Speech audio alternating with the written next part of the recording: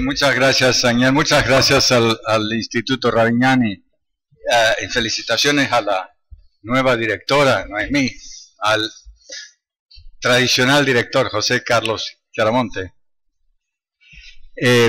a Jorge Hellman. Bueno, hoy en este homenaje yo quiero decir que participar en una mesa en honor a nuestro querido Jorge Hellman constituye una experiencia algo extraña y contradictoria, pues evoca en primer término un profundo dolor por la pérdida de un amigo y querido colega al que no volveremos a ver, y vaya que lo quisiéramos volver a ver y escuchar.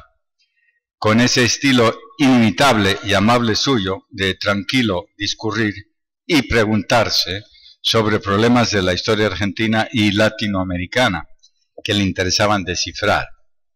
Pero decía que la posibilidad de evocar a Jorge aquí, en este coloquio, con tantos de sus queridos colegas, también tiene un lado diferente y potencialmente fructífero, en tanto permite volver a acercarse a su obra múltiple y diversa, siempre llena de interrogantes y también de hipótesis sugerentes. Ahora, antes de pasar a mi muy breve texto, en realidad los cuatro hacemos textos cada uno diferentes, ¿no? Quiero pasar alguna diapositiva, a ver si se ve.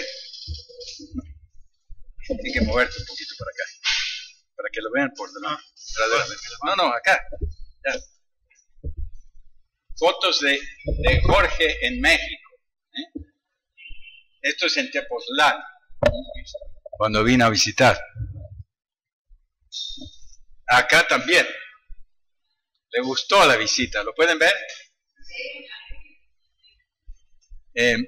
Se sentía muy a tono ahí con los campesinos tepoztecos, él ya incorporado plenamente.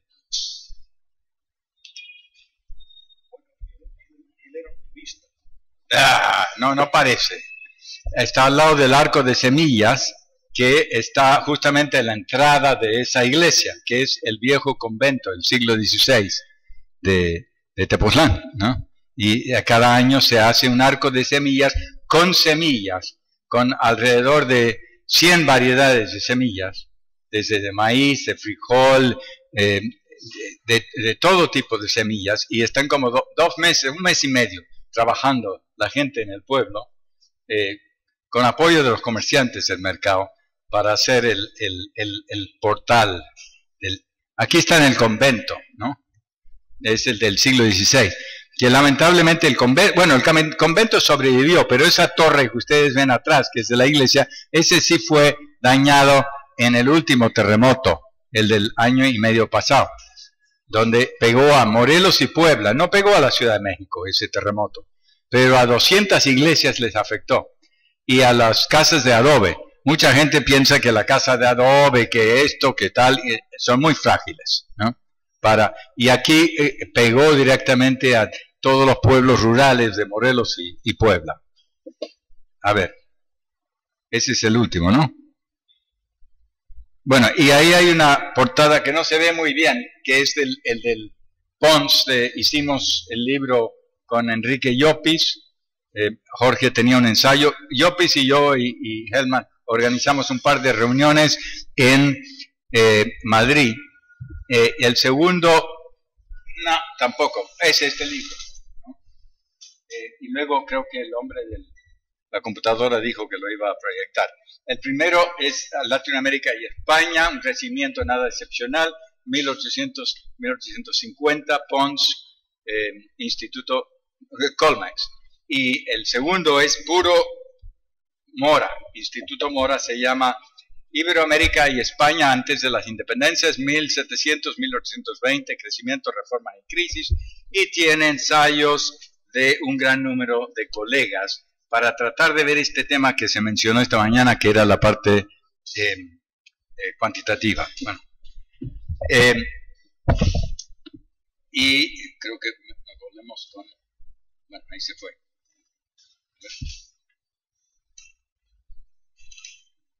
Podemos verle ahí. Pero ahí está chiquito. Bueno, Ahí está toda la portada de Semillas. Este libro fue una colaboración. Mi relación con Jorge fue sobre todo en estos dos coloquios y dos libros. En el libro tenemos una introducción, luego las reformas borbónicas y la economía rioplatense, cambio y continuidad de Hellman y María Inés Moraes, luego Perú bajo los Borbones con Carlos Contreras, luego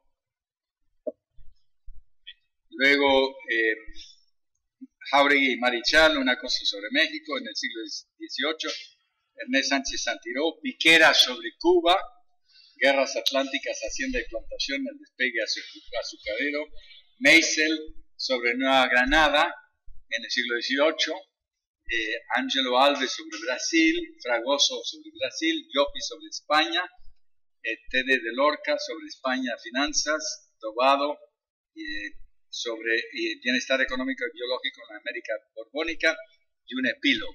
Esto para mostrarles en general que Jorge andaba en proyectos, promoviendo proyectos. Lo hicimos junto igual que el libro anterior, proyectos comparativos. Y sobre eso quiero comentar brevemente. Quiero destacar en esta plática una preocupación suya, o sea, la de Hellman, en la que insistió en las ocasiones que tuvimos de conversar y en el transcurso de los dos coloquios mencionados y la edición de los libros. Me refiero a estas dos reuniones que organizamos en Madrid con el apoyo de la Fundación Areces. Llopis era el instrumental. Dicho sea de paso, yo creo que eventualmente Enrique Llopis también quisiera contribuir a algún ensayo o comentario.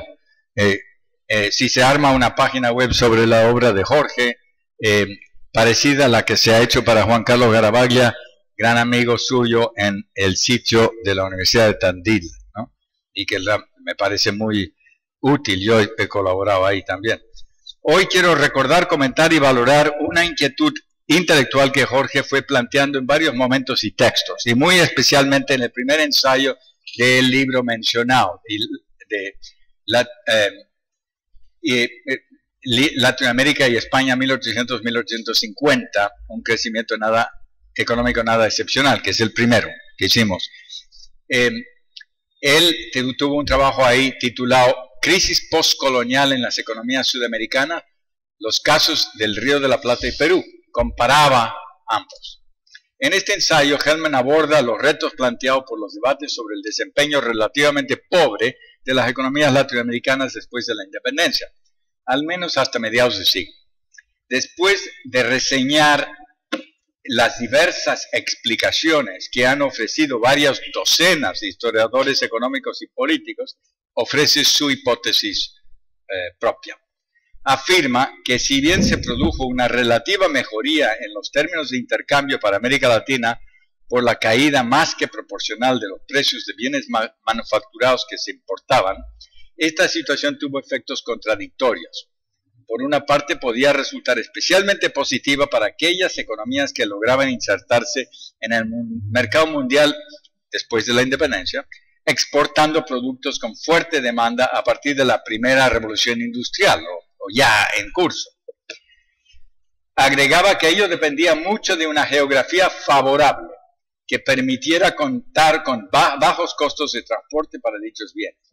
En cambio, aquellas regiones o países que no lograban diversificar sus exportaciones, especialmente las mineras del Alto Perú, Perú y México, no se beneficiaron de las nuevas condiciones, sino que tendían a producir pérdidas, ya que su tipo de economía más tradicional se vio perturbado, estoy citando, se vio perturbado tanto por la crisis de algunos grandes mercados interiores como por la competencia de los bienes baratos de las economías industriales que ahora llegaban masivamente a los puertos americanos.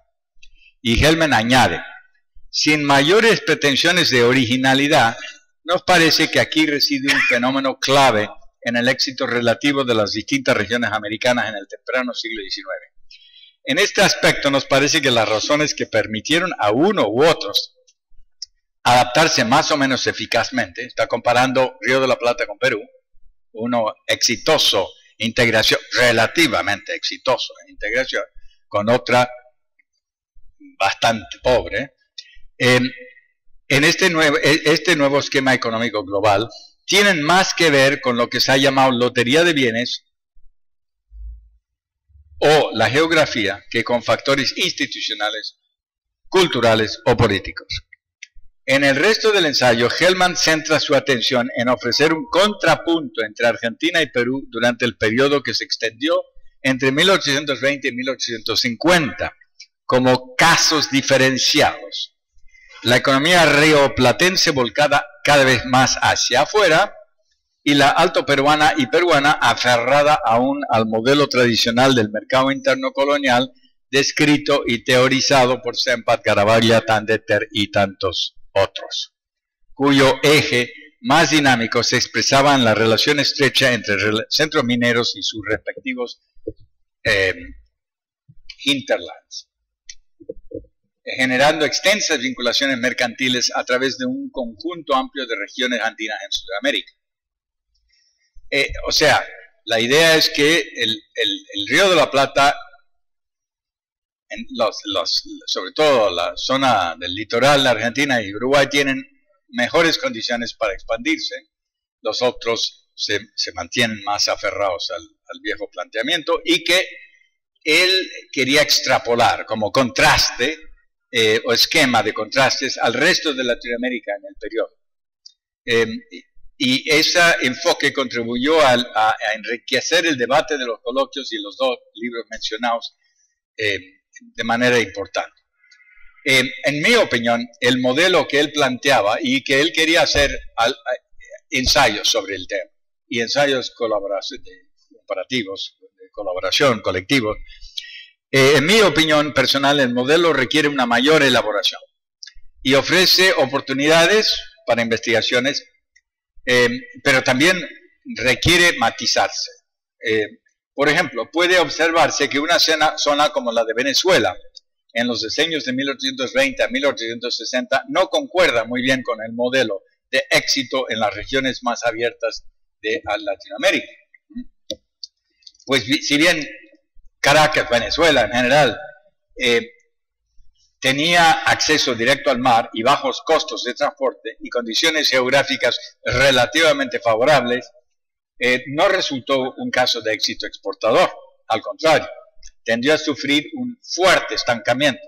Las exportaciones de cacao tan importantes en la colonia, al igual que el añil, el tinte más importante que se exportaba en esa época, no se recuperaron con fuerza. Y tampoco lo hicieron los cueros y productos ganaderos. En este último rubro, esto se debió en parte a la destrucción extraordinaria, muy prolongada, provocada por las guerras de independencia y las guerras civiles posteriores, que causaron, entre otras cosas, una disminución asombrosa del ganado anteriormente floreciente. Venezuela en 1840-50 está hecho un desastre, pero en parte porque el ganado se disminuye por millones, en vez de aumentar. También por eso sabemos muy poco de Venezuela en el siglo XIX. Realmente es una economía muy pobre, y las guerras civiles le afectaban muchísimo, pero tenía una situación de muy fuerte contraste con el Río de la Plata o Río Grande. A su vez, debiera resaltarse la posibilidad de incluir algunos otros variables en el modelo que proponía Hellman, como es, por ejemplo, la esclavitud como base de los modelos más destacados del éxito exportador entre 1820 y 1870. Lo que se observa en los casos de Cuba, con el increíble auge de las exportaciones de azúcar en ese periodo, o Brasil, con el despegue del extraordinario boom del café, o moviéndonos a otros territorios, el enorme auge de las exportaciones de algodón en los Estados Unidos, desde principios del siglo XIX hasta la guerra civil en ese país. Al respecto,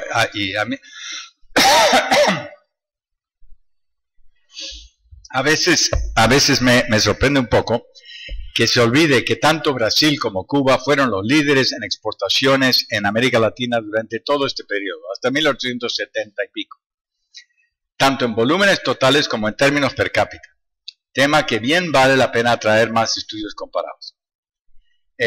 Al respecto, quisiera seguir insistiendo en la conveniencia de recuperar los temas planteados por Hellman, en particular su interés por explicar la variedad de experiencias y trayectorias de las economías latinoamericanas, sobre todo después de las independencias, lo cual nos habla de su interés por promover la historia comparada.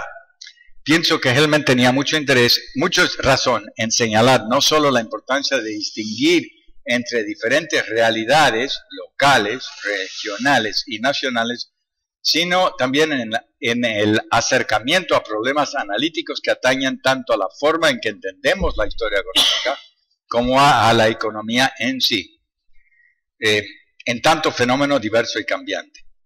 La metáfora a la que aludo, que se observa en sus trabajos y en otros, creo que se resume en el concepto de ritmos, o mejor dicho, de distintos ritmos de la vida económica en diferentes regiones, en este caso a través de la vasta y diversa geografía latinoamericana. En cierto sentido, diría que los problemas a los que aludía Jorge nos acercan a retos intelectuales que debiéramos discutir más a fondo en el futuro. Por ejemplo, problemas que rebasan la ortodoxia del equilibrio y permiten vislumbrar algo más complejo. A ellos se refieren algunos economistas cuando hablan de equilibrios múltiples, a problemas de asimetrías o más particularmente de diferenciación regional, o sea, todo menos que mercados perfectos. Ello me parece especialmente pertinente para los periodos que más le interesaban a Jorge estudiar, la época tardo-colonial y sobre todo los decenios que siguieron a la independencia, cuando se producen coyunturas de gran desequilibrio político y económico junto con otros de mayor estabilidad. Es decir, si bien una de las reglas cardenales de la economía ortodoxa es el concepto del equilibrio entre oferta y demanda, entre producción y consumo, entre activo y pasivo, la realidad histórica nos demuestra que el equilibrio no es todo y que hay que incluir el análisis de cambios fundamentales que modifican el curso de la economía, sean militares, políticos, tecnológicas, transformaciones sociales, cambios en pautas de consumo, crisis financieras y también crisis o cambios ecológicos, todos los cuales pueden modificar el ritmo del desarrollo de la respectiva zona estudiada. Ahora bien, no debemos olvidar que si bien Jorge le entraba a los grandes debates, también tenía una notable predilección por avanzar sus trabajos en lo concreto y en la reconstrucción de los datos y series económicas y sociales, cosa que se ha resaltado esta mañana en 2 mesas. En especial, consideraba que es especialmente difícil hacer comparaciones entre los países o regiones latinoamericanas en los decenios siguientes a la independencia por la relativa escasez de fuentes cuantitativas. Pero es una escasez que es real y por lo tanto crea muchos problemas para los historiadores que tienen que tratar de reconstruir. Insistía por ello en la necesidad de hacer un gran esfuerzo por recuperar la información histórica y de precisar con números, con estadísticas arrancados de los archivos y de otras fuentes primarias, las tendencias de la población, del comercio exterior, de la acuñación, de la producción minera, de los diezmos y series sobre producción agrícola y ganadera en esta época convulsa y compleja. Es claro, por lo tanto, que su propuesta indicaba que se requerían más trabajos para poder elaborar estudios comparados más amplios. En particular, insistían que todos los colegas debían realizar el mayor esfuerzo por procesar los datos esenciales y proporcionar estimaciones más confiables de la población por zonas, exportaciones per cápita, Producto Bruto per cápita, así como estimaciones de la distribución del ingreso, tema que le venían atrayendo poderosamente en sus investigaciones del último decenio, con el tema de la desigualdad. Ello concuerda con las propuestas y métodos de trabajo de la gran síntesis que han realizado Luis Bértola y José Antonio Campo en el desarrollo económico de la América Latina desde la independencia, trabajo que es de los primeros que logra ese planteamiento, ¿no? Proporcionar las primeras bases para comparaciones muy amplias, ¿no? Y rebatir también en el curso de esto algunos de los enfoques que vienen planteándose desde el norte que nos complican la vida, como se dijo esta mañana, por ser demasiado simples en su enfoque.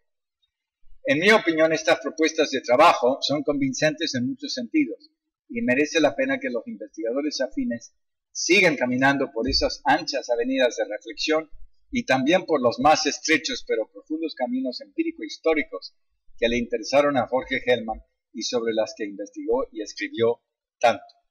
Yo agradezco la invitación a la presentación y agradezco la oportunidad de haber podido conocer y conversar mucho con Jorge Hellman. Gracias.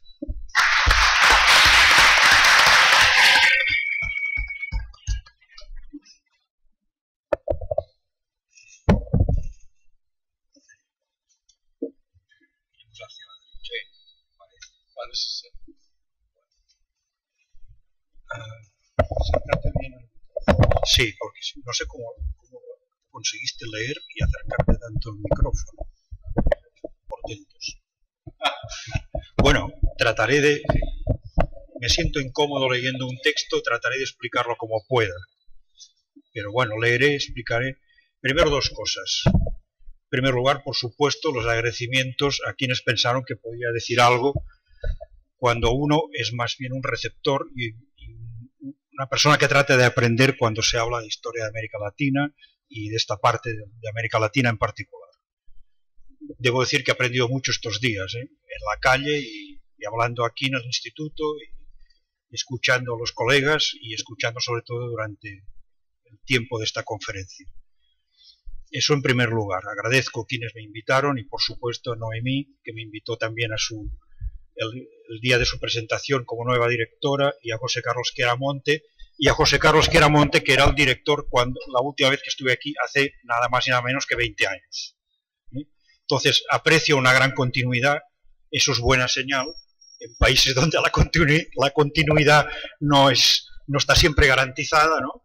Es una buena señal y espero que dentro de 20 años, cuando vuelva, encuentre las mismas personas en los mismos lugares como debería ser. Por supuesto, es un gran honor estar aquí para recordar a Jorge Hellman, persona que siempre me pareció, colega, que siempre me pareció modélico en la definición de los problemas de investigación, en el modo de documentarlos y la forma de presentarlos. Me sumo a lo que acaba de decir Carlos Marichal, de su preocupación por comparar, de su preocupación por comunicar el resultado de esas investigaciones, que siempre son locales y regionales, pero siempre deben resolverse en un marco más amplio. Eso en primer lugar. En segundo lugar, y hablando en términos más personales, me acuerdo de una anécdota de Juan Carlos Garavaglia, cuando estábamos un día con Jorge, con las familias respectivas, Jorge y Juan, y unos días después nos volvimos a encontrar para algo más académico en Barcelona, y Juan dijo: menos mal que finalmente nos encontramos vestidos, porque normalmente compartíamos horas memorables en una casita que tenía en la playa, en la Costa Brava, cerca de la frontera con Francia, en un lugar maravilloso, una casita de olivar a 15 metros del mar, un mar azul con sal, en fin, ya saben ustedes, y donde habíamos pasado. Y ellos preparaban el asado y yo me lo comía con mucho gusto. Después podíamos ofrecerles otras cosas, pero no eso. Yo me ocupaba de buscar un lugar donde comprar la carne. Ellos preparaban el asado y el chimichurri. Habíamos pasado horas maravillosas. Y finalmente también en ocasiones trabajamos vestidos en los lugares donde corresponde. Pero todo eso son recuerdos que uno le hacen sentir bien, pero son recuerdos que también a uno le duelen profundamente. Bueno, para no seguir en este tono, me preparé un texto que trataré de no leer estrictamente. El trabajo que nos ha presentado Carlos Marichal, sintético pero que apunta a cuestiones muy importantes, me lleva sin querer muy atrás, hasta recuerdos que ahora hacen daño. Conocí a Jorge a través de Juan, muy poco después de haber conocido a Juan, y a Juan le conocí y después ya de una manera, le traté de una manera continuada, de que una vez, de una ocasión que en Valencia, si me acuerdo bien, a mediados de los 80 del siglo pasado, nos encontramos del mismo lado discutiendo duramente con conspicuos representantes de la teoría de la dependencia, argumentando que colocaban a América Latina como un sujeto, por lo general, como un sujeto histórico pasivo de una transformación mundial en la que los grandes centros financieros, importadores y navieros europeos metropolitanos tuvieron, al parecer, siempre las de ganar y en todo momento. A nadie se le escapa en esta sala que algunas de las cuestiones que entonces se discutieron siguen estando, con los matices que se quieran, en el centro de los debates que han ocupado a los historiadores en las últimas décadas. Si aprendí de Juan y de Jorge durante un par de décadas, fue a comprender de modo más sofisticado y nunca cerrado del todo, porque siempre era un aprendizaje continuado que obligaba a revisar lo que ya creías haber adquirido, acerca de la naturaleza de la expansión agrícola de fines del siglo XVIII y de principios del XIX, hasta las décadas centrales del siglo XIX, en esta parte del mundo. Con atención particular en el caso de su país, e imagino que como reacción perfectamente entendible, con atención particular en el caso de su país, que esta dinámica que ellos situaron en el centro de su investigación era fundamentalmente una revisión del lugar que los campesinos ocupaban en ese proceso de formación de una frontera, para decirlo así, y de una frontera que fue creciendo después de la época colonial. Los protagonistas de su trabajo eran indiscutiblemente los campesinos. Campesinos, y en contra del tópico que nosotros teníamos más o menos adquirido hasta el momento que empezó ese intercambio múltiple de información por los dos lados, contra el tópico que continuó hasta muy tarde en muchas historiografías cuando trataban de ver esta parte del mundo, que eran los estancieros transformados posteriormente en grandes latifundistas, grandes exportadores de carne, aquellos que habían conseguido atrapar esa dinámica expansiva de un país mal colonizado a fin de la época virreinal, que habían protagonizado todo este proceso. Lo que ellos nos mostraban era, por supuesto, no la inexistencia de estancieros, ni la inexistencia después de grandes propiedades, el juego inacabable de discusiones sobre trigo y ganado de un tipo y ganado de otro, etc., que para nosotros resulta algo exótico, porque jamás en la península ibérica esas magnitudes pudieron darse con tanta propiedad. Pero sí la existencia del latifundio en ciertas partes del país, que es algo que hemos discutido y que sigue pendiente de una discusión posterior. La enorme autonomía de las decisiones que toma el mundo campesino, qué vender y qué no, qué cambios en la forma de irrigar, de plantar, qué policultivos convienen y cuáles no convienen, qué se acepta en el mercado y qué no se acepta en el mercado, cómo esconderse del Estado cuando éste exige demasiado en tiempo de guerra, en términos tanto de milicia como de dinero, etcétera, etcétera. Todas estas discusiones sí que afectaban directamente a muchas cuestiones que se han discutido entre nosotros y que forman parte de la naturaleza de los problemas que debemos discutir. No de los que discuten todos, por supuesto, porque siempre están esos que esperan que la mano esta misteriosa del mercado arregle estas situaciones y concede muy poca autonomía a los sujetos y a los grupos sociales. Y cuando más bajos, por supuesto, les permiten que esa autonomía prácticamente juegue un papel irrelevante en la formación del paisaje agrario. Pero en ese sentido, sabiendo muy bien la particularidad de lo que ellos nos mostraban, también identificamos problemas en los que podíamos compartir muchas cosas y preocupaciones muy comunes. Y ahí ciertamente el aprendizaje tanto de Jorge como de Juan, pasando por Europa en ciertos lugares, ese turismo fomentado por las circunstancias políticas, necesariamente, seguramente hizo más fácil la circulación de ideas entre ellos y nosotros, o entre sobre todo los historiadores que se dedican que no es mi caso, a la historia de la agricultura, y los que no se dedican a la historia. Esas discusiones que acabaron siendo parte de un patrimonio común, nunca interrumpido, y que evidentemente no debe interrumpirse. La descripción y análisis de estas dinámicas, que los dos manejaron de forma magistral, dio consistencia a dos trayectorias cruzadas, no idénticas pero cruzadas, en las que pueden distinguirse por igual sus diferencias de intereses, de casos y de momentos, todo ello debido en parte a las peripecias que su país forzó a ambos. El enfoque al que me he referido estaba claro y nada sorprendentemente encajó muy bien en la renovación de la historia agraria española de manos de distinguidos historiadores, como pueden atestiguar mis compatriotas que están en la sala.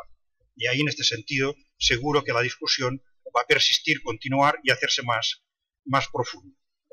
La insistencia en las dinámicas campesinas que están en la base de la expansión de toda frontera agrícola, la de la provincia de Buenos Aires, pongamos por caso, no autoriza a deslizarnos hacia una pintura demasiado eufórica de aquel mundo. Su supervivencia dependía no solo de factores tanto externos como internos. Los externos están en la mente de todos nosotros.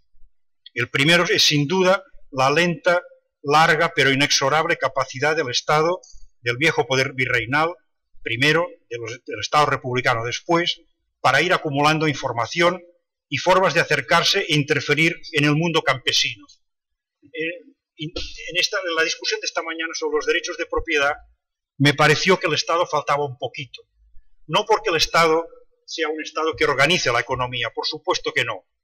Pero el Estado, para desarrollarse, necesita de una base impositiva, y esta base impositiva, sin números, es radicalmente imposible. Ya sé que estoy pensando en términos peninsulares, quizá europeos, y quizá menos en términos del Río de la Plata y lo que viene después. Pero el Estado está, por lo menos en este sentido. Por eso ahora se producen en el siglo XX estas situaciones tan paradójicas que algunos propietarios están completamente arruinados y el Estado les sigue pidiendo dinero y conduce a desahucios o a endeudamientos masivos. Eso sucede en el mundo rural y sucede en el mundo urbano. A veces tener una finca no asegura, en el mundo urbano, por ejemplo, no asegura una buena posición económica, sino que arruina por completo a las familias. Porque el Estado sigue imponiendo por eso. Pensaba en eso simplemente por una cuestión obvia. Aunque el Estado sea frágil, le resultaba muy difícil gravar la riqueza que circula por el comercio y las redes de exportación. Por lo menos en Barcelona y en el mundo español en general, el Estado recaudaba del comercio por la dimensión de los almacenes, que es una dimensión muy en bruto para gravar la riqueza económica. Cuando el PIB va creciendo, la participación en el PIB de estos sectores va creciendo. Por eso siempre apuntaban con mayor seguridad a la propiedad rural, a los propiedades rurales. Y ahí es por eso podemos utilizar censos que permiten cierta precisión en las mediciones de tamaño y de calidad de las tierras. Los primeros que aparecen, no puedo opinar sobre lo que pasa aquí, por supuesto que no. Pero gracias a ese abuso hacia el mundo rural en detrimento de un mundo urbano que es mucho más difícil de manejar. En fin, esas son reflexiones que se me ocurrían, que me hubiese gustado discutir con ellos dos, con Jorge ahora en concreto y en particular, porque sin duda eso debería en algún sentido influir o por lo menos ser tomado en consideración. Tributación y milicia son dos caras de esta penetración tan lenta y fatigosa como inexorable, que son las que permiten disponer de fuentes fiables sobre ciertas cosas, incluso registros demográficos. El Leviatán tenía, sin embargo, otras funciones: proteger la frontera, alejar y destruir a los indios, que veo que ya empezó un cambio terminológico, que no se les llama indios por lo general, sino que adquieren otros nombres que no tienen connotaciones peyorativas, proporcionar el transporte que acerca al mercado y genera rentas de aduana, etcétera, etcétera. Nada de ello era inocente, pero tampoco puede uno pensar, la paranoia Foucaultiana, que todo lo que pudiese hacer el Estado redundaba sin más en perjuicio de todos.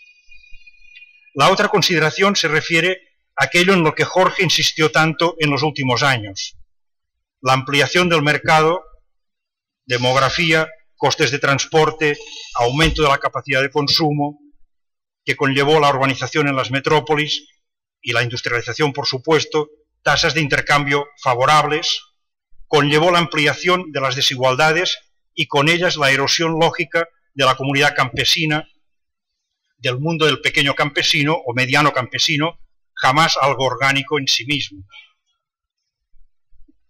La segunda mitad del 800, en este sentido, parece dominada en parte por esta desigualdad creciente en áreas de colonización, la aparición de unidades de explotación de gran tamaño, ustedes lo saben mejor que yo, por absorción de otras más pequeñas, aunque siempre grandes para estándares europeos, tan grandes que a veces nos impiden una comparación de escalas, es casi imposible.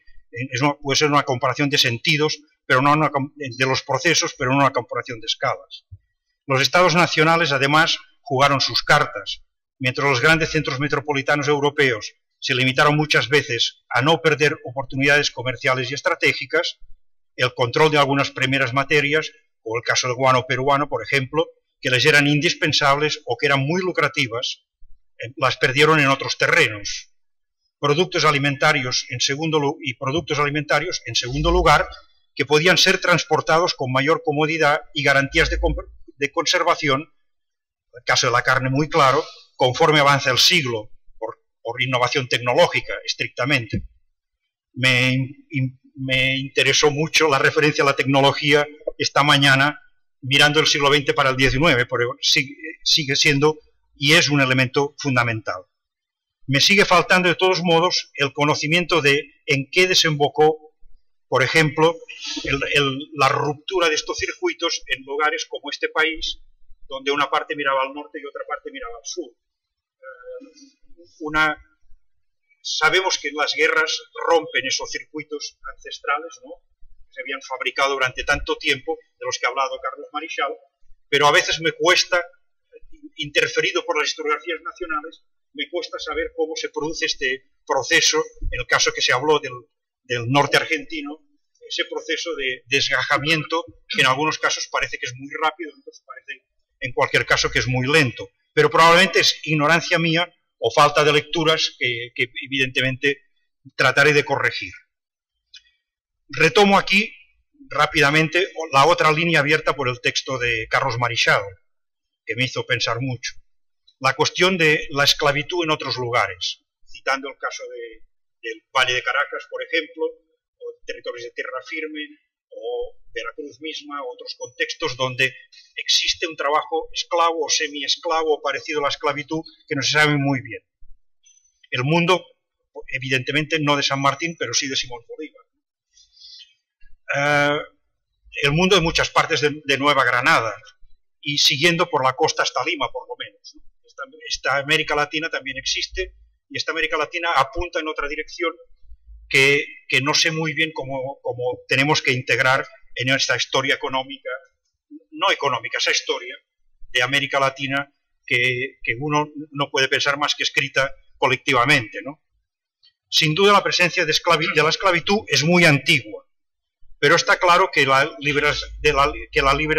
liberalización en el imperio de la importación de mano de obra servil y la ruptura de los asientos, de los viejos asientos con la Royal African Company en manos de los ingleses, con una muy intencionada motivación de incentivar las entradas de africanos a una escala mucho mayor, todo eso alteró el paisaje social en una buena parte del continente. Ciertamente este era el modelo de futuro. El modelo de futuro al que tendían, por aberrante que nos parezca, era el modelo de futuro al que tendían las propuestas de los ilustrados españoles desde mediados del XIX, de Pedro Rodríguez de Campomanes principalmente, que tenía una idea muy clara de ir por ahí, con efectos disruptivos, como obviamente tendría, y una parte de la administración española que andan por esos derroteros. No evidentemente el caso de José de Gálvez, que va a tener mucho peso en el Ministerio de Indias, al quien no le interesaba América en absoluto, no podía pensar el paisaje social americano de ninguna manera porque no sabía nada y no le interesaba en absoluto.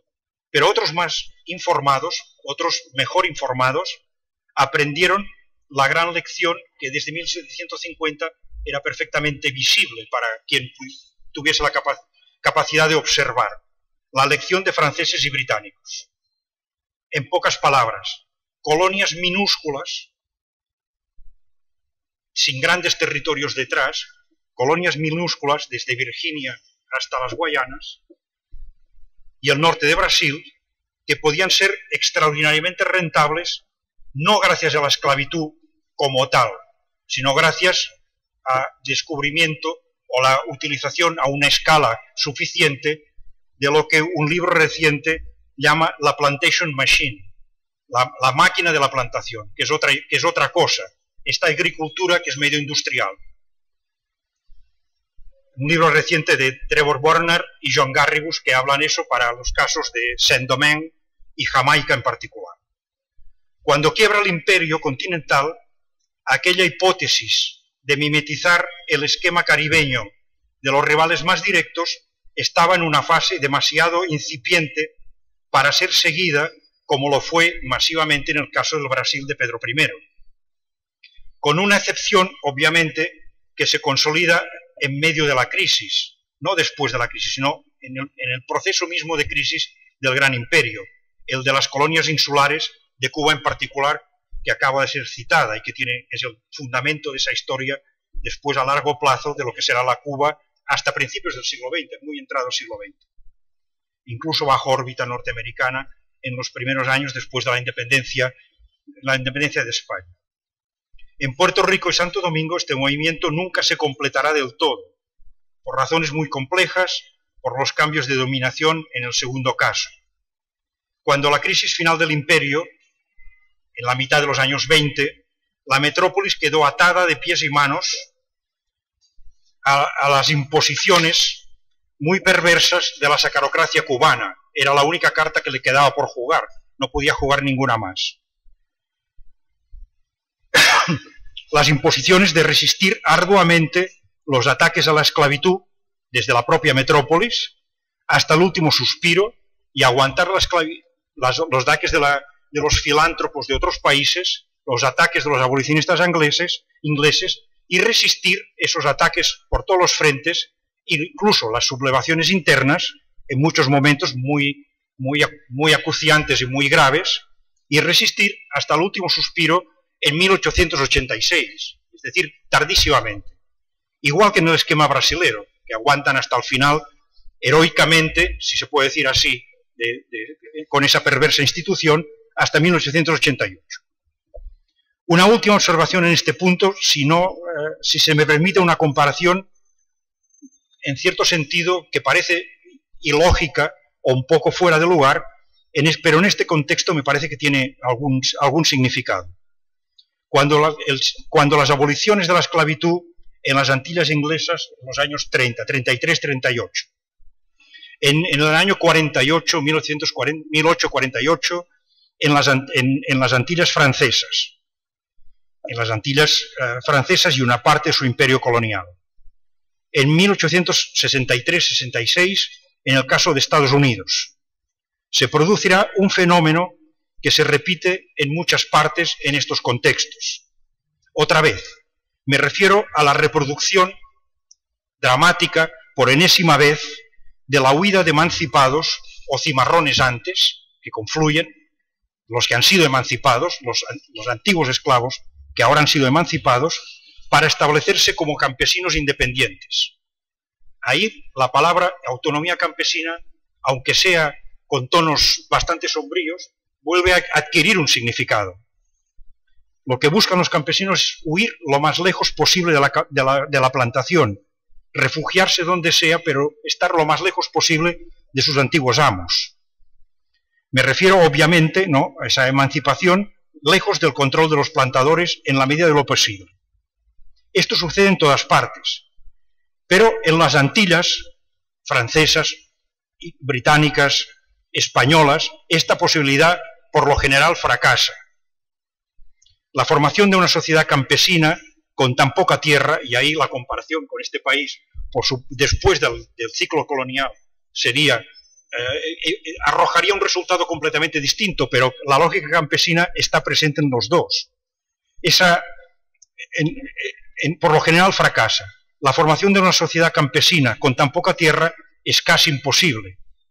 Lo atestiguan el éxito continuado, lo atestigua muy bien la baja rentabilidad de esas explotaciones pequeñas, muy pequeñas, de los campesinos huidos.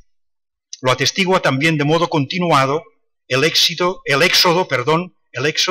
de sus descendientes de esclavos de las West Indies, por ejemplo, de las Antillas Británicas, hacia cualquier lugar donde les pagasen un salario mejor, pero también lejos de sus propios plantadores. Huyen hacia la Cuba, que puede pagar salarios más altos, y esa huida de haitianos, por ejemplo, huida incluso de las West Indies británicas, se produce hacia Cuba hasta bastante entrado el siglo XX, agravando los problemas de conflicto racial. Ya saben que los cubanos pasan por una guerrita de razas que llamaban en 1912, cuando la nueva y flamante república tiene que aplastar una revolución de antiguos esclavos, que han formado incluso, que se proyecta a través de un partido, el Partido de Color Independiente de color, que se ha formado con personas que antes lucharon, oficiales incluso, con José Martí y con el ejército emancipador, cuando los españoles. Todo eso se prolonga después y esa llegada de haitianos agrava esas tensiones de modo enorme. Pero emigran, por ejemplo, hacia Canadá, de las Antillas Británicas, en grandes proporciones. Algunos sí hacia Canadá, pero, y hacia el mundo británico, hacia Liverpool y otros lugares. Pero muchos emigran hacia Panamá, porque ahí en Panamá, para la construcción, la obra pública les están pagando salarios más altos de lo que consiguen en Jamaica con pedazos de tierra ridículamente pequeños. En el caso de Estados Unidos, en particular, este desplazamiento sucede además tras una guerra civil terrible. El acceso a la tierra que les dan les conduce a economías paupérrimas, incluso bajo el periodo de reconstrucción, pero en cambio se pueden desplazar hacia los sectores industriales del norte, hacia las grandes ciudades que están creciendo entonces, como Detroit o Chicago, donde van a parar muchos de los antiguos campesinos que quieren huir al precio que sea. Sobreviven muchos en condiciones muy precarias, pero muchos, los que pueden, se marchan. Pero esto no pretendo elaborar simplemente una teoría, pero decir que ahí hay una enorme... Preocuparse por los campesinos exige colocarse a veces en escalas muy diversas y a veces en situaciones alejadas de los supuestos en los que trabajamos habitualmente. Y cierro estas breves notas y termino leyendo directamente para no cansarles y terminar con el tiempo que se me concedió. Cierro estas breves notas incitadas por la lectura del texto del relator para regresar al punto de partida. Las decisiones acerca del desarrollo interno de las economías y sociedades latinoamericanas se tomaron a ras de suelo, caso por caso. No las tomaron ni París ni Londres, ni mucho menos Lisboa o Madrid. No hay dependencia que pueda teorizarse. Eso sí, hay interacción y mucha. Ahí Jorge, como en tantas cosas, tenía razón. Hay rentas de localización, un impacto sobre el coste y la capacidad de transporte que hicieron viables determinados desarrollos, incluso viables y rentables en términos del consumidor en los países australes en este caso. También lo resultaron en otros lugares, formas de producción muy intensivas en trabajo, como la plantación o el trabajo inducido tributariamente, que se demostraron fértilmente instaladas en la quintesencia del capitalismo decimonónico, tanto que las primeras demandaron una prórroga, las de esclavitud casi infinita de mano de obra, con contratados, engagés, indentured workers, chinos, indios, coolies, europeos más pobres que una rata, que lo reclamaban constantemente para continuar con esas agriculturas muy intensivas. Esto último a costa de una crisis humanitaria que recorre la historia entera de la transformación de los imperios del siglo XVIII en los imperios de los 2 siglos siguientes, pues se prolongó en África con especial crueldad, como saben ustedes, a fines del siglo XIX. El capitalismo global del siglo XIX lo es de enclaves, de situaciones distintas. Progresa en ciertos lugares, algunos de ellos de enormes dimensiones, mientras se olvida de otros y los conduce a la miseria. Las grandes corrientes migratorias lo reflejan esto dramáticamente. El menor coste del transporte permitió reflejar con mayor claridad o hacer una fotografía mucho más certera de la naturaleza desigual del desarrollo del capitalismo.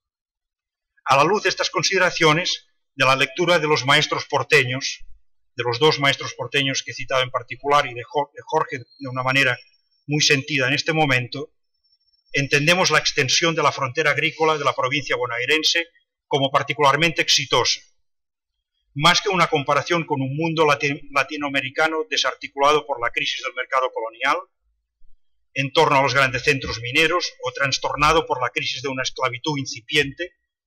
La comparación más pertinente parece ser con las praderas norteamericanas, las de Canadá y la de Estados Unidos, quizá la continuada frontera de los homesteaders estadounidenses y canadienses a los que se da tierra y que la desenvuelven a veces en el sentido de ocupar dimensiones mayores y que por lo menos sobreviven con cierto éxito hasta la depresión. Ahí después se acaba esta historia y empieza otra. Y ahora estamos en la historia del agribusiness, que es otra historia completamente distinta que va a trastocar la estructura misma y la idea misma de propiedad, con un retroceso inexorable o la cuasi extinción de los pueblos nativos por el otro lado, como parece ser obvio en todos estos casos, incluyendo el suyo. En fin, no tengo mucho más que decir. Me emociona hablar de estas cosas sin que me escuchen estos amigos que nos dejaron, pero que nos dejan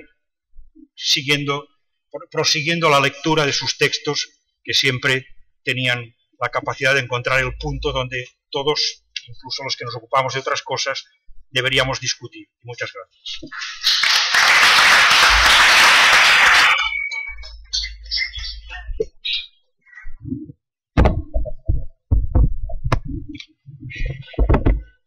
Bueno, buenas tardes. Agradezco obviamente la invitación y el privilegio de poder compartir con ustedes estos 2 días.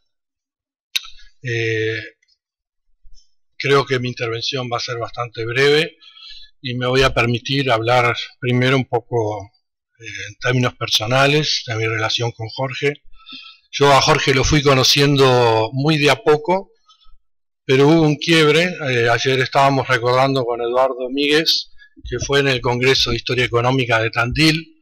Jorge me invitó a ir juntos en bus, y en ese largo y no muy atractivo paisaje tuvimos tiempo de hablar de unas cuantas cosas, y descubrimos, creo que los dos con bastante sorpresa, que nuestras vidas habían sido vidas paralelas.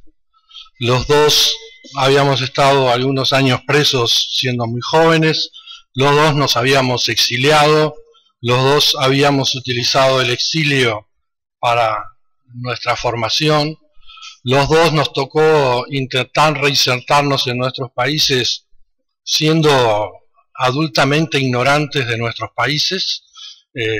Habíamos estado bastante lejos, y a los dos nos tocó jugar cierto rol en esta construcción institucional de la historia económica.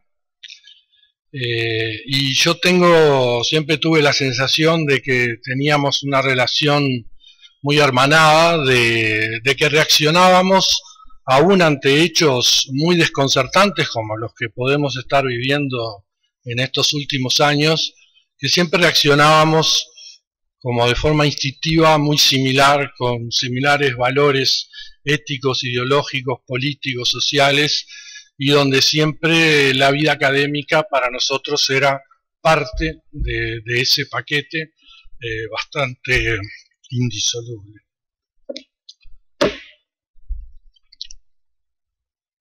Los últimos intercambios que yo tuve con Jorge y con Daniel tenían que ver con este lindo proyecto sobre desigualdad en las distintas regiones de Argentina, y así como teníamos muchas cosas en común con Jorge, creo que no sirve disimular que en algunas cosas éramos un poco distintos, ¿no?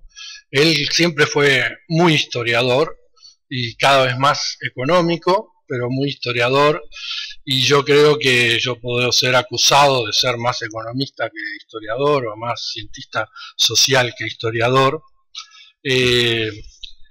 Y creo, tomándolo un poco en broma, Daniel dirá, nuestras conversaciones siempre tenían una cosa parecida en estos encuentros que teníamos sobre la desigualdad, ustedes muy apegados a los casos concretos, a una minuciosa, hiperescrupulosa reconstrucción de fuentes, y yo siempre siendo el inescrupuloso que les decía, por favor hagan el paquete, traten de construir la mirada nacional, traten de comparar, y ellos me miraban como diciendo, sos un irresponsable, esas cosas no se pueden hacer, y yo los miraba como diciendo, vamos, hagan fuerza que algo se puede hacer con esto, y yo creo que si hoy nos juntamos estaríamos repitiendo un poquitito esa misma conversación, y yo lejos de creer que esa es una conversación conflictiva, me parece que está en el corazón de nuestra profesión, que es en esa tensión que nosotros debemos seguir trabajando,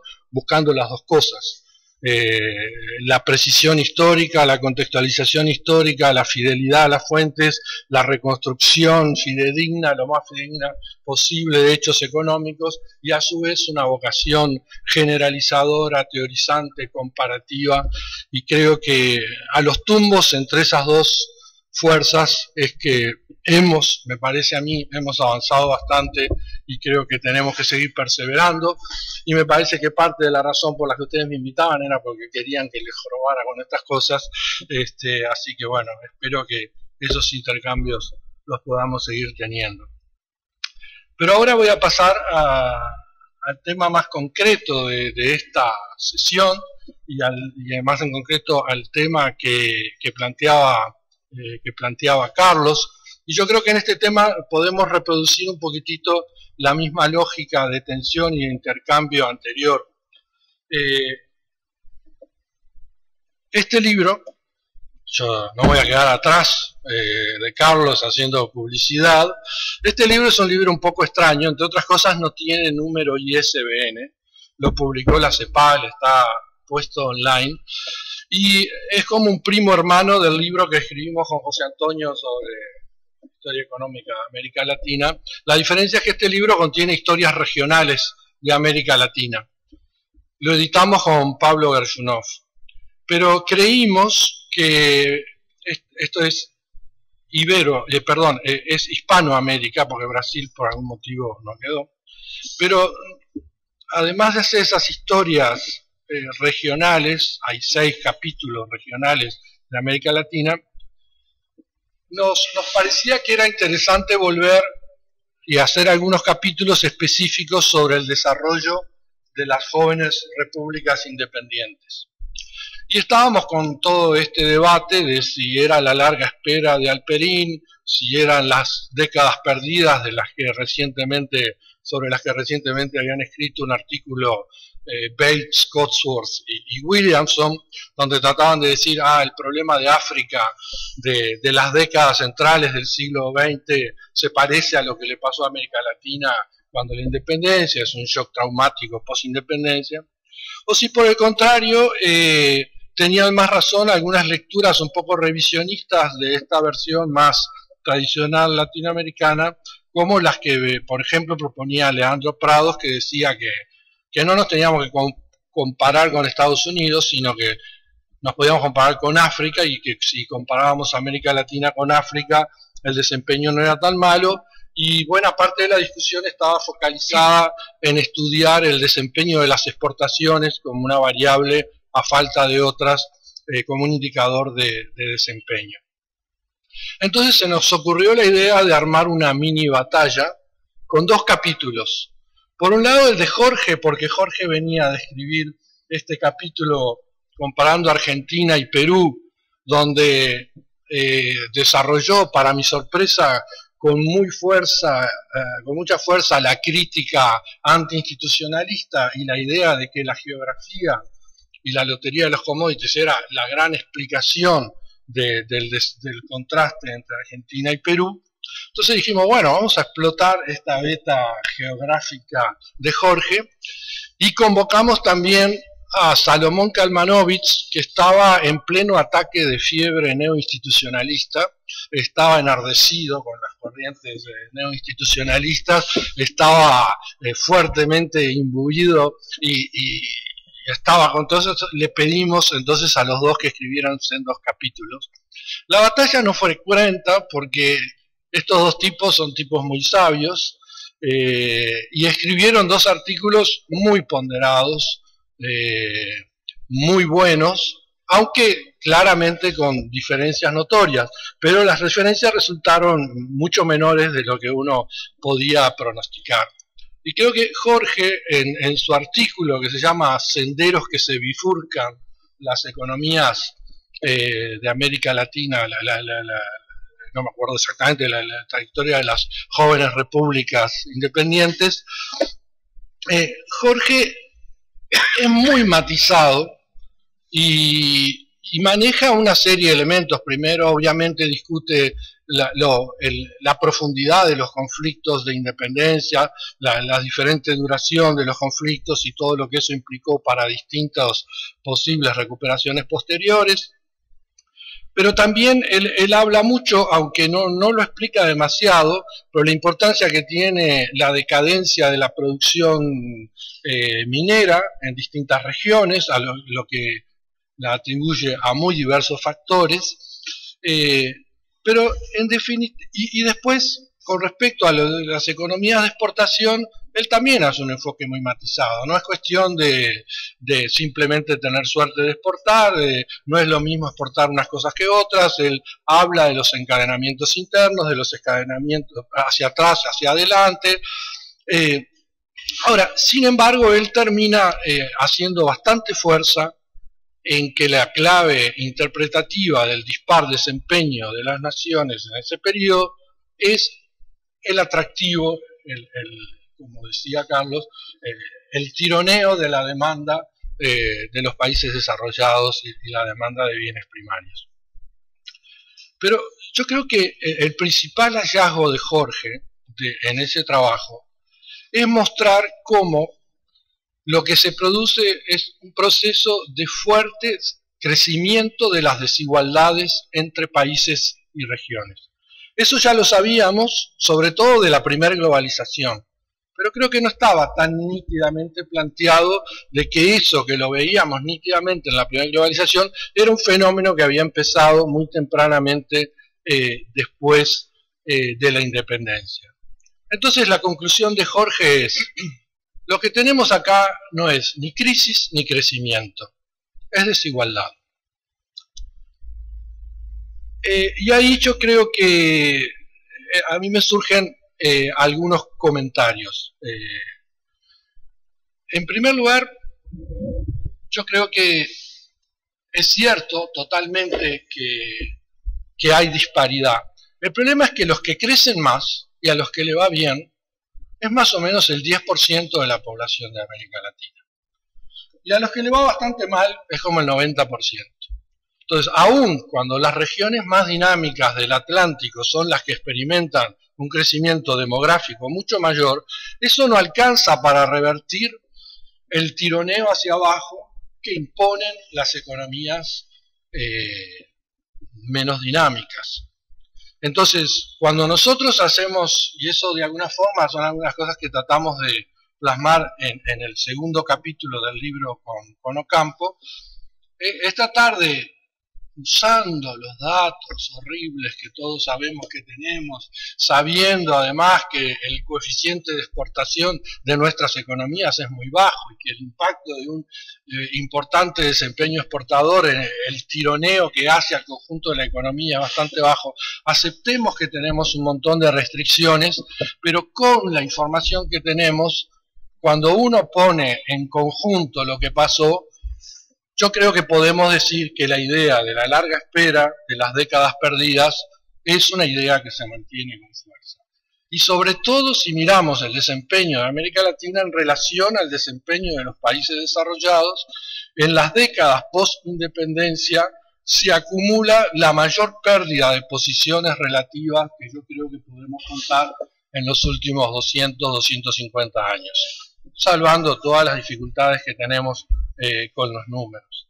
Entonces, yo creo que efectivamente las décadas posteriores a la independencia son décadas de bajo desempeño, de mal desempeño relativo, son décadas de divergencia, aunque sí son décadas de dispar desempeño, donde hay algunas economías que se mueven bastante bien y que tienen un desarrollo muy exitoso, y los litorales rioplatenses son una, Chile es otro ejemplo extraordinario de muy buen desempeño. Y cuando nosotros miramos ese fenómeno con una perspectiva más larga y una perspectiva más global, a mí me cuesta mucho interpretarlo en términos geográficos y en términos del tironeo de la economía mundial. Creo que Jorge respondería a Carlos que el ejemplo de la esclavitud es un ejemplo extraordinario para mostrar que las instituciones no importan, ¿no? Que es la lotería de los commodities lo que tira, y que no me importa si hay campesinos de clase media, si hay producción esclavista, lo que hay, lo que importó fue lo que dio la demanda. De todas formas, yo creo que tenemos todavía un enorme campo de investigación que todavía creo que debemos investigar mucho, y yo creo que Jorge compartiría, y es lo que él ha escrito muchas veces, la crítica a una versión muy liviana del neoinstitucionalismo. Y me interesa decir que es una versión liviana, porque hemos escuchado acá, el neoinstitucionalismo no dice que las instituciones legales son lo único que importa. Si vamos a la letra chica, lo que dicen los neoinstitucionalistas es que importan las instituciones formales y las informales, que lo que importa y que determina cómo se crean esas instituciones son las crudas relaciones sociales de poder, por lo menos en algunas versiones neoinstitucionalistas, y dirían más aún que lo que importa no son solo las instituciones, sino que importa lo que se llama la matriz organizativo-institucional, es decir, la relación entre instituciones y organizaciones y tipos de agentes. Todos sabemos que el programa neoinstitucionalista la mayor parte de las veces deja de lado las organizaciones y las instituciones informales para focalizarse en algunas de las instituciones formales predilectas. Eso es verdad, pero en la letra teórica eso no es así. De todas formas, yo creo que el neoinstitucionalismo adolece de un problema, y es el de creer que determinados incentivos conducen a determinadas conductas. Y el complejo que va desde los incentivos, las reglas del juego a la conducta, es un tema mucho más complejo, y creo que el mero enfoque neoinstitucionalista no ayuda mucho, y que creo que ahí tenemos que salir de esas causalidades más rígidas y encontrar y seguir desarrollando aquellos marcos teóricos que nos permiten conjuntar mucho más el tema de las normas, las estructuras de los agentes, las creencias de los agentes, porque en definitiva lo que hay que explicar verdaderamente es por qué los distintos actores se comportan de distinta manera, dando como resultado distintos desempeños económicos. Y yo creo que ese es el tema central de nuestra historia económica colonial, de nuestra historia económica de jóvenes repúblicas, de nuestro siglo XX, y alguien que me diga que ese no es el tema central de la querida República Argentina en el día de hoy. Y ahora este es el momento triste en que yo quisiera escuchar los comentarios de Jorge a estas reflexiones. Gracias.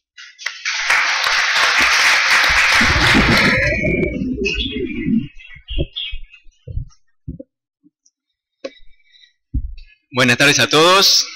Gracias por la invitación a los organizadores. Comienzo entonces agradeciendo la oportunidad de participar en este encuentro y de recordar junto a colegas y amigos a ese muy querido historiador que fue Jorge Hellman. Quiero decir algunas cosas muy rápido, no me voy a meter en la... Tengo mayor distancia con Jorge que muchos de los que están en la mesa. Mi vida no fue una vida paralela. Así que voy a ser muy breve en estas consideraciones y después quiero hacer algunas preguntas sobre el trabajo de Jorge. Pero antes quiero comenzar señalando un par de cosas. Primero, al revisar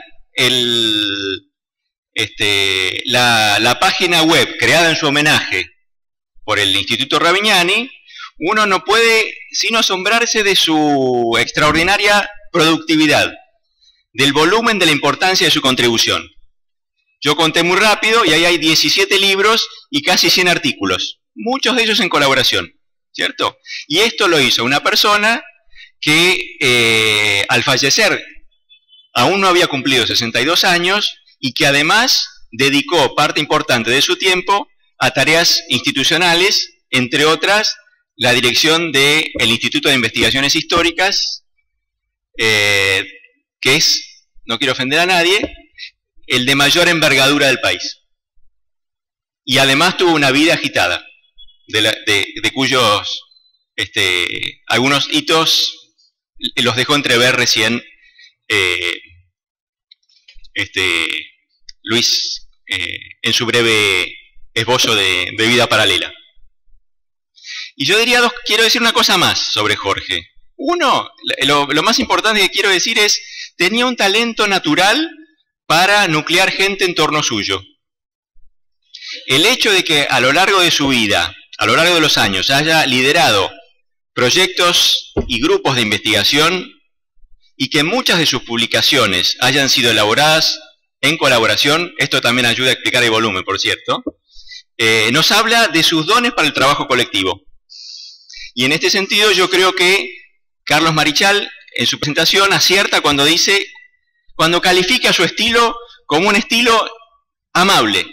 La imagen con la que se invita a estas jornadas creo que retrata muy bien ese rasgo de la personalidad de Jorge.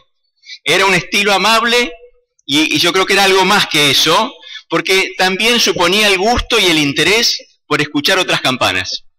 En muchos aspectos de mi trayectoria yo no coincidí con Jorge, pero a él le interesaba escuchar otras campanas, ¿sí? Siempre en la conversación de Jorge había un lugar para una voz distinta o una postura disidente. Y es entonces, en homenaje a ese talante dialoguista, abierto, siempre amigo de la idea de que la diferencia es mejor que la uniformidad, que dominaba la aproximación de Jorge a la historia, es que quisiera presentar algunos comentarios, que al final voy a sintetizar en torno a dos preguntas.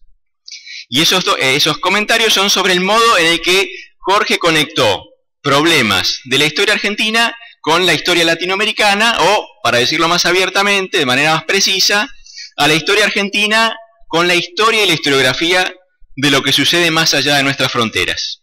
El primer problema al que me quiero referir es aquel que está en el centro de la presentación de Carlos Marichal y que ha sido evocado en las dos exposiciones que acabamos de escuchar.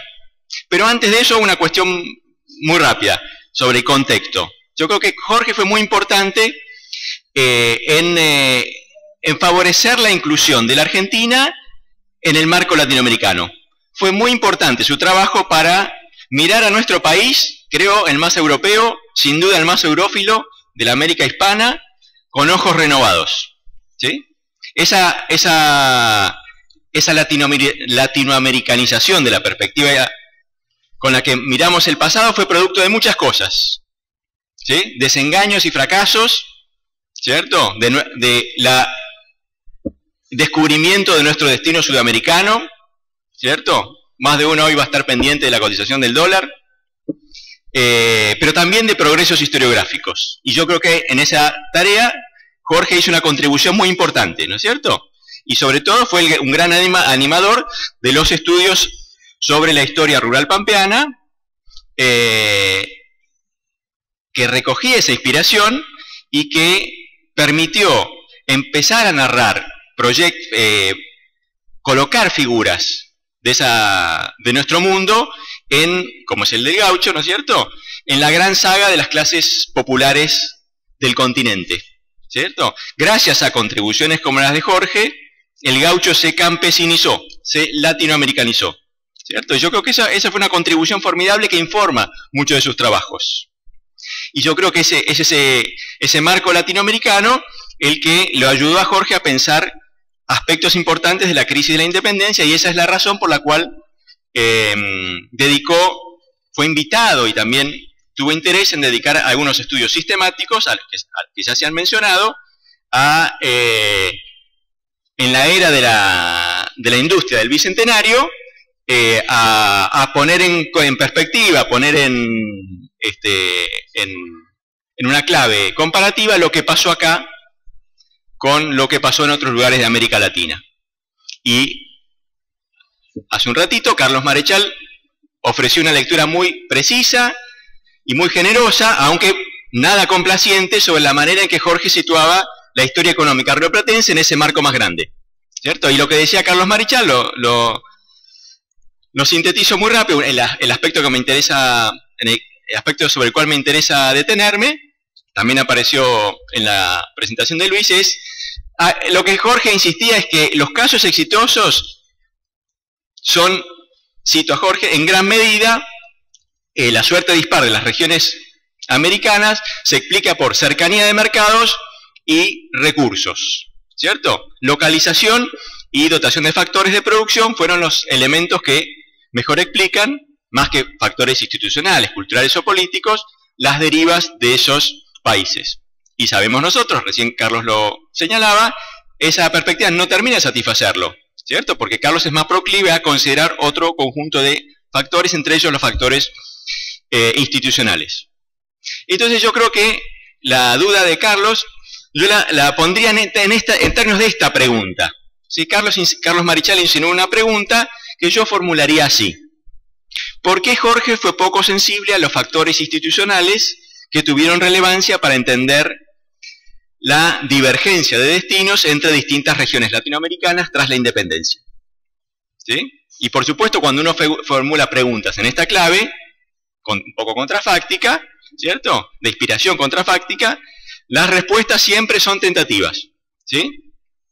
Pero yo me animo propongo, porque me interesa discutir estas cuestiones, propongo un principio de respuesta para esto, ¿cierto? Y ese principio de respuesta tiene que ver con que su principal punto de observación fue el Río de la Plata, y en particular la provincia de Buenos Aires en la era de la Guerra Civil, ¿cierto? ¿Por qué digo esto? Porque acá lo que conocemos todos los argentinos, por lo menos, los rioplatenses también, acá lo que tenemos es una suerte de estado de guerra permanente que no supuso grandes obstáculos para la expansión productiva y en particular para la expansión exportadora. Tuvimos acá a Artigas, a Rivadavia, a Rosas, a Lavalle, mucho reclutamiento militar, años de bloqueo del puerto, inflación, oscilaciones bruscas del tipo de cambio, toda una serie de cosas, ¿cierto? Y sin embargo, el Río de la Plata fue uno de los casos más exitosos de crecimiento en la era que sucedió a la apertura comercial. Puede haber sido reducido, por cierto, pero no hay duda de que hubo crecimiento, ¿cierto? Entonces yo diría el argumento, viéndolo en perspectiva, la idea de que podría haber habido más crecimiento, ¿cierto? Pero pese al ruido y la furia que imperaba en la vida pública, el crecimiento que tuvo lugar en estas tierras fue muy significativo, ¿cierto? El crecimiento se impuso a los obstáculos que lo dificultaron. Entonces yo sugiero, en síntesis, que el énfasis de Jorge en que el marco institucional pesó poco, pesó menos que la dotación de factores, que la localización y que la lotería de los bienes exportables, tuvo mucho que ver con mirar a América Latina desde el mirador argentino, ¿sí? Eso fue lo que, me parece, lo llevó a proponer ese argumento general que a los que miran a América Latina desde otros lugares les resulta quizás menos satisfactorio. Entonces yo concluiría este primer punto en torno al siguiente argumento. Ese Jorge Hellman latinoamericanista, ese que avanzó en la construcción de una perspectiva latinoamericana para Argentina, en algunos aspectos, y en este en particular, el que señalaba Marechal, reveló que tenía un corazón argentinista, ¿cierto? Un corazón argentinista no tanto por su objeto de estudio, como por la manera en que construyó su mirada sobre esa etapa de la historia de América Latina. Es decir, proyectó sobre el continente una clave de lectura apropiada para estas tierras. Vio a América Latina a través del prisma singular del caso argentino.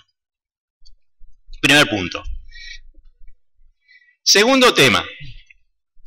A Jorge, como recién se señalaba, le interesó la divergencia económica entre países, países entre comillas, y entre regiones. Se hizo varios trabajos sobre eso, ¿no es cierto? Un viejo tema de nuestra historiografía, retomado y puesto en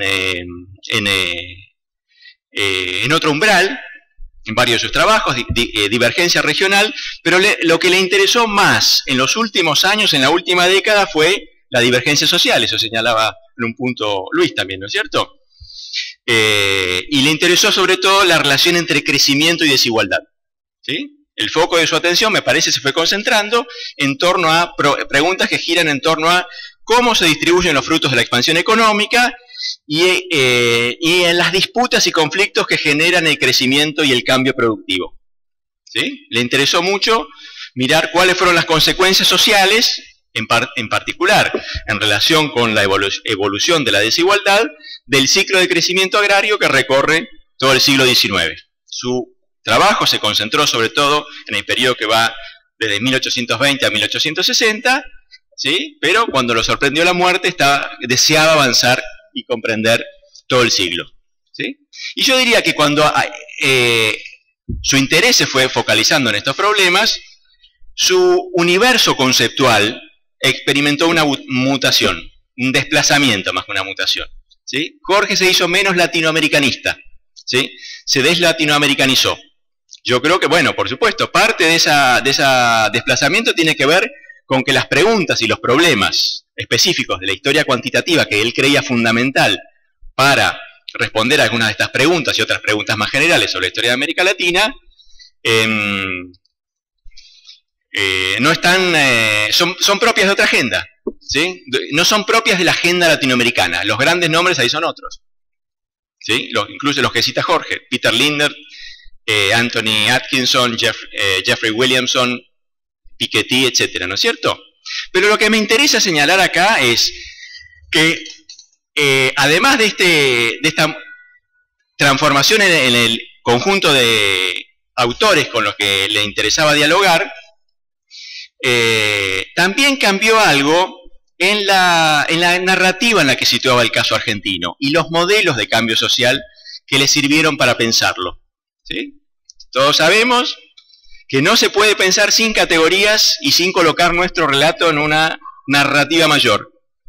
Y me parece a mí, las categorías y la narrativa más amplia para la historia que Jorge quiso contar en esta última etapa de su vida, ya no tenían tanto a América Latina en el centro como punto de referencia, sino que giraban en torno a el problema, la pregunta más amplia sobre cómo concebir la transición al capitalismo agrario.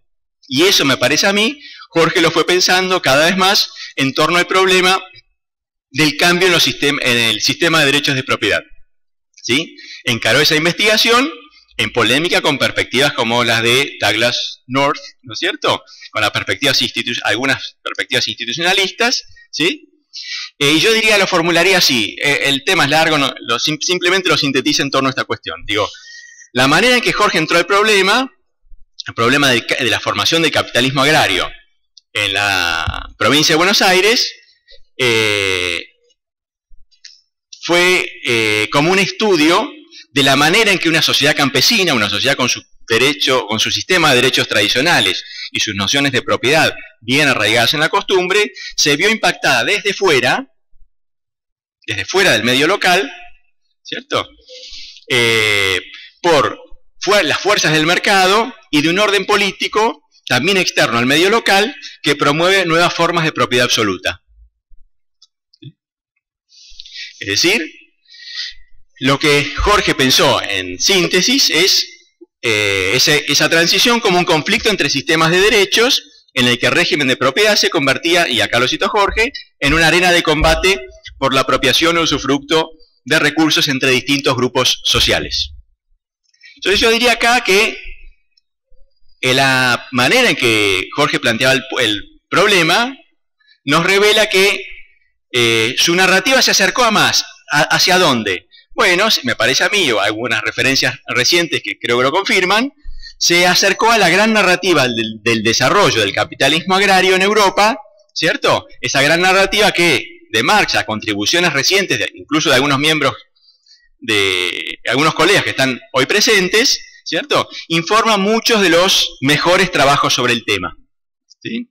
Y esto significa, me parece a mí, primer punto, que las instituciones que Jorge había expulsado de su mirada al momento de explicar el crecimiento rioplatense en el marco latinoamericano, que como dijimos era puros factores de producción, lotería de los commodities, localización, volvieron a ingresar al cuadro histórico, ¿sí? En su visión del problema de la evolución de la desigualdad, este tema volvió a tener relevancia, ¿cierto? Entonces, a la luz de este razonamiento, quisiera presentar un segundo argumento general, antes de la pregunta, ¿no es cierto?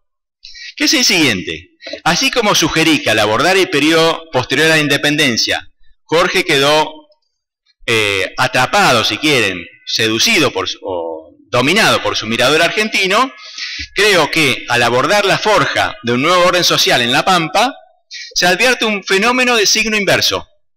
Es decir, al hacer suya una perspectiva que enfatiza sobre todo el conflicto entre una sociedad campesina y un capitalismo que impacta desde fuera, de ese orden social tradicional, su visión de la transición al capitalismo agrario prestó poca atención a algunos rasgos específicos de la sociedad local, ¿cierto? Creo en este punto, Jorge quedó prisionero del mirador europeo. ¿A qué fue poco sensible Jorge? Me parece a mí. Si bien en sus textos se encuentran referencias al consenso social forjado al calor del crecimiento exportador, ¿cierto? Su narrativa, me parece, tendió a enfatizar mucho más la disputa y la resistencia que los procesos de integración de las clases subalternas rurales, esos campesinos de los que hablábamos hace un rato, al orden socioproductivo capitalista, ¿cierto? Y yo creo que eso es una perspectiva legítima, importante, pero no es la única, y me parece no da cuenta de todo el problema. Y voy a tomar acá, no tengo tiempo de desarrollar el argumento, pero simplemente voy a tomar un autor que lo ve de otra manera, que es Ricardo Salvatore.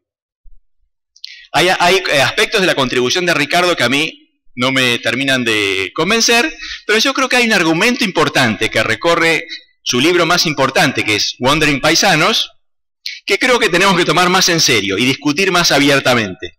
¿Y ese argumento cuál es? El argumento de que para las clases subalternas rurales de La Pampa, el problema era el Estado, no el mercado. ¿Esto qué significa? Significa que, más que enemigos de la expansión del intercambio y la mercantilización de los factores de producción, nos dice Salvatore, esos paisanos y campesinos fueron actores en la forja de un orden dominado por la economía de mercado, ¿cierto? Y yo creo que hay alguna razonabilidad en ese argumento, toda vez que en una sociedad de productores familiares, en una sociedad en la que los productores familiares eran el sector social más relevante y en el que las empresas familiares eran responsables de una parte muy significativa del excedente agrario que ingresaba al mercado, la historia de la constitución del capitalismo agrario, de la desigualdad, de la disputa por derechos, no puede escribirse sin poner en un lugar central a esos actores. Y ese lugar no puede ser simplemente el de víctimas del poder disciplinador del Estado o de la élite propietaria. Tenemos que recuperarlos como algo más, ¿cierto? También tenemos que entenderlos como artífices de las transformaciones económicas que tuvieron lugar en el largo siglo XIX. Creo que tenemos que hacernos esa pregunta, ¿cierto? Y esa pregunta es importante porque nos obliga a reflexionar sobre aspectos de la historia del siglo XIX para los que la perspectiva con la que ingresó Jorge, muy valiosa, puede sin embargo resultar insuficiente, ¿sí? Y yo creo que lo sintetizaría en torno a dos preguntas esto, ¿sí? Y las preguntas son: ¿cómo es que las clases populares se integraron de manera mayormente silenciosa? Y si le creemos a Ricardo, podemos no creerle, incluso de manera activa y entusiasta, a la economía de mercado. Y, para sintetizar el argumento, ¿cómo es que, en qué medida el desarrollo del mercado y de un nuevo sistema de derechos de propiedad absoluta, a él asociado, fueron percibidos por las clases populares como procesos que debían resistirse, en qué medida esto sucedió, y en qué medida esos desarrollos fueron percibidos por estos actores, campesinos, sectores populares, como parte de un nuevo escenario que, a la vez que imponía nuevas formas de disciplina laboral y social, también seducía y abría oportunidades de mejora y de progreso. ¿Sí? Entonces, cierro con esto, para concluir. A la luz de este recorrido, hay dos preguntas que quisiera hacerle yo a ese gran historiador que fue Jorge Hellman. La primera pregunta, ya anticipada. Jorge, ¿por qué miraste a América Latina posindependiente con ojos argentinos? Segunda pregunta. Jorge, ¿por qué miraste la transición al capitalismo agrario pampeano con ojos europeos? ¿Qué ganamos y qué perdimos al ver las cosas de este modo, de este punto de vista? Desgraciadamente, Jorge ya no puede responder estos interrogantes. Con su estilo amable, su tono calmo y su argumentación siempre bien razonada. Pero la historiografía que nos ayudó a construir y la cultura de debate académico con la que se identificó y que ya es parte de su legado, esa sofisticada cultura académica que ayudó a construir y que es parte de su legado, nos dirán si estas preguntas pueden servir para animar un intercambio de ideas que esté a la altura de su valiosa contribución y que sirva como un homenaje a su memoria. Muchas gracias.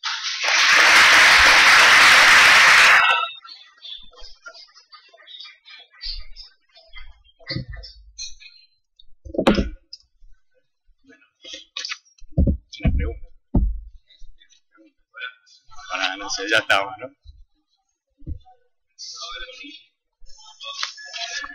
Ahora, bueno, preguntas, comentarios.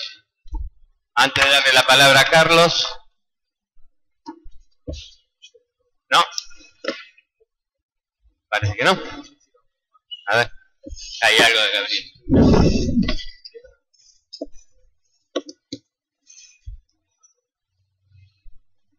No, un pequeño comentario a lo que decía Roy recién, que a mí me parece que la mirada sobre América Latina de Jorge, si bien basada en lo que estudiaba para el caso local, que es cierto, sin embargo, varias veces intentaba interpretar, en el texto que mencionaba Luis anteriormente, por ejemplo, intentaba interpretar de acuerdo a la historiografía de cada lugar, por ejemplo, discutiendo que Perú y Bolivia les hubiera ido mal en el periodo postindependentista porque habían sido proteccionistas, para invertir y decir, no, fueron proteccionistas porque les había ido mal. Y ahí creo que no partía tanto de una mirada latinoamericana, sino de, me parece, una lectura muy cuidadosa de las historiografías locales. Evidentemente su mirada estaba muy marcada empíricamente por la realidad, pero parece que tenía una mirada bastante amplia para casos muy, muy diversos, en los cuales, sin hacer investigación propia, no creo que interpretara, si lo que estaba tratando de discutir, justamente con las miradas que creían que el no haber aceptado el camino del libre cambio era lo que había hundido algunas economías. Digamos. Y ahí sí, creo que su discusión era también política, sin duda, como vos marcaste después para el caso agrario pampeano. Yo celebro mucho esto de poder marcar que efectivamente, lo que dijiste después, aunque no estoy de acuerdo, en el sentido de que efectivamente hay miradas muy distintas en la historiografía pampeana, que a veces, por el consenso de los 80, frente a la historiografía tradicional, y frente a miradas más duras, de algún marxismo más duro también, de golpe se creó cierto consenso historiográfico que no lo es tanto, y me parece que efectivamente la mirada de Salvatore no coincide con la de Jorge, y sin embargo no creo que en el caso concreto de Jorge hubiera una mirada del campesinado como resistiendo, no sé exactamente en qué lugar lo ves, como pura resistencia. En todo caso, Salvatore habla más de resistencia frente al Estado que Jorge de resistencia frente al mercado, creo yo. O sea, no veo en él una mirada justamente de un mercado como experiencia completamente externa, sino más bien de enfatizar mucho la negociación entre el abajo y el arriba en la construcción de ese capitalismo agrario, que es resultado de la conflictividad, pero no solamente de ella. De hecho, incluso a veces se le comentaba que era demasiado consensualista, más que conflictivista, ¿no? sin duda muy lejos de Salvatore y su mirada de un mercado que educa a la gente, que sí es mucho más externo ese mercado, ¿no? Que de golpe aparece en el libro Wendell y Paisanos como algo ajeno que de golpe enseña, casi literal lo estoy citando, a los campesinos a ser, bueno, no usa campesinos, a los paisanos a ser sujetos de ese mercado.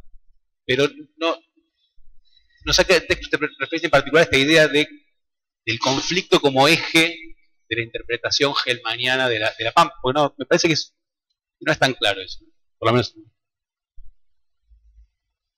¿Algo más? ¿No? Sí. Ya hay... Me parecía que tenía ganas de levantarle.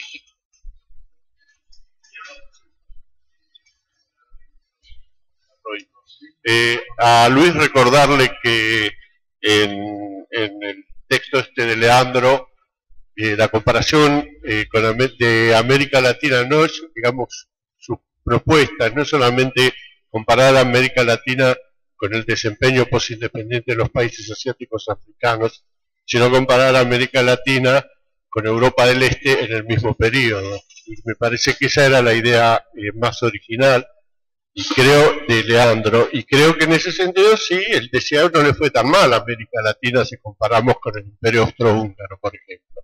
Ese me pareció. Para esa parte que la hizo en prosa y no tenía, me parece, si mal no recuerdo, porque ya desde hace alguna década, fue una propuesta original y me parece que esa idea es muy interesante y tiene que ver con la pregunta que se hace con la propuesta de Jorge, de Roy, que dice, bueno, ¿por qué Jorge mira América Latina con ojos rioplatenses? Francamente no me parece, porque la pregunta no es por qué ganó o por qué creció el Río de la Plata, sino por qué no crecieron las otras regiones. Y no, hasta ahora no me parece que el análisis no institucionalista sea convincente, o en cualquier caso no es más convincente que las explicaciones basadas en la idea de dotaciones de factores, que son los... ¿Por qué fracasa Perú?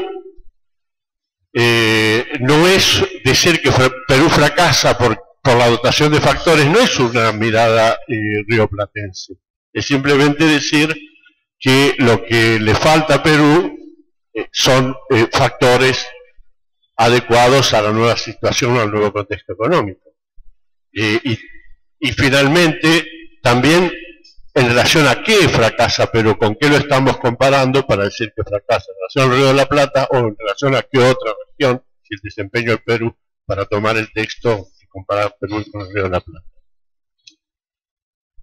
Bueno, creo que esta es una discusión que habilitaría 2 días más. Y me parece que es una discusión que tenemos que dar a esta altura, cuando ya, digamos, hay cierto consenso historiográfico sobre qué era La Pampa y qué era Buenos Aires en 1800. Pero me parece que no nos va a alcanzar hoy aquí.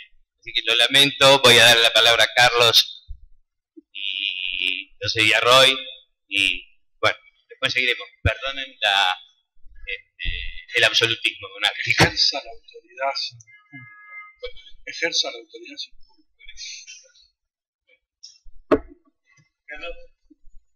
¿Tenés algo que decir? Yo creo que ha habido 4 ponencias o comentarios, ya cada uno bastante personal, con distintas perspectivas.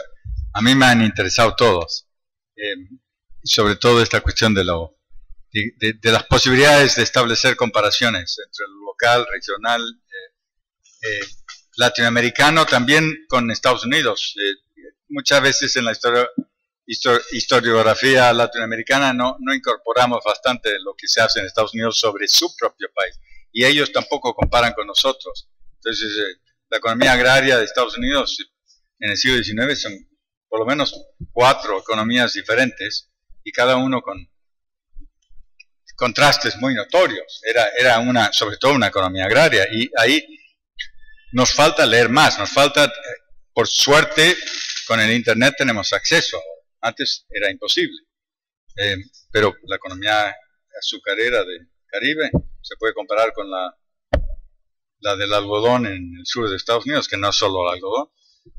La ganadera también, del oeste, porque el medio oeste es otra cosa muy diferente, y la de Nueva Inglaterra y Nueva York y Pensilvania es otra cosa, ¿no?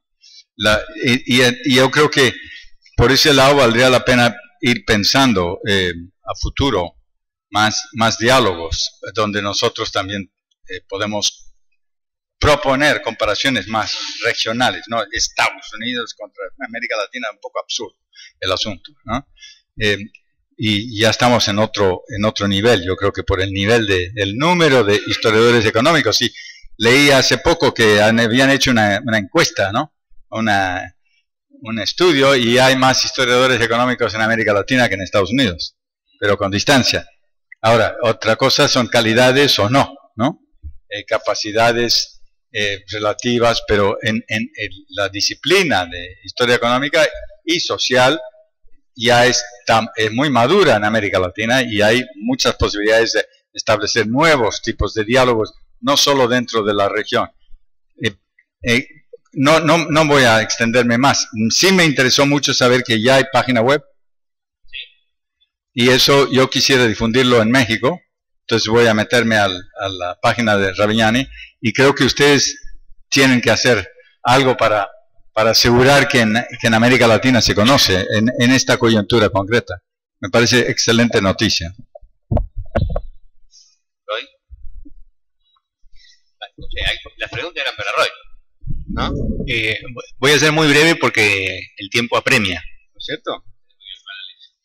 Daniel ha sido muy generoso con el tiempo, pero después hay gente que tiene que hablar. Entonces yo diría dos cosas nada más. Me parece que lo que a Jorge le interesaba explicar en esos trabajos son los casos de éxito. No sé si tiene una visión global sobre por qué a algunos no les fue bien.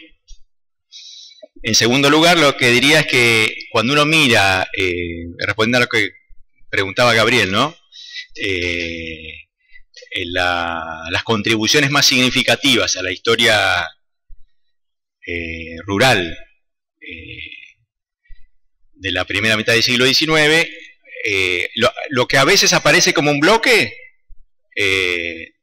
tiene a la vez internamente sus diferencias. Y yo estoy muy de acuerdo con el argumento de que la perspectiva con la que Jorge ingresaba al problema era más consensualista que la que caracterizaba la mirada de Juan Carlos Garabaglia, ¿no es cierto?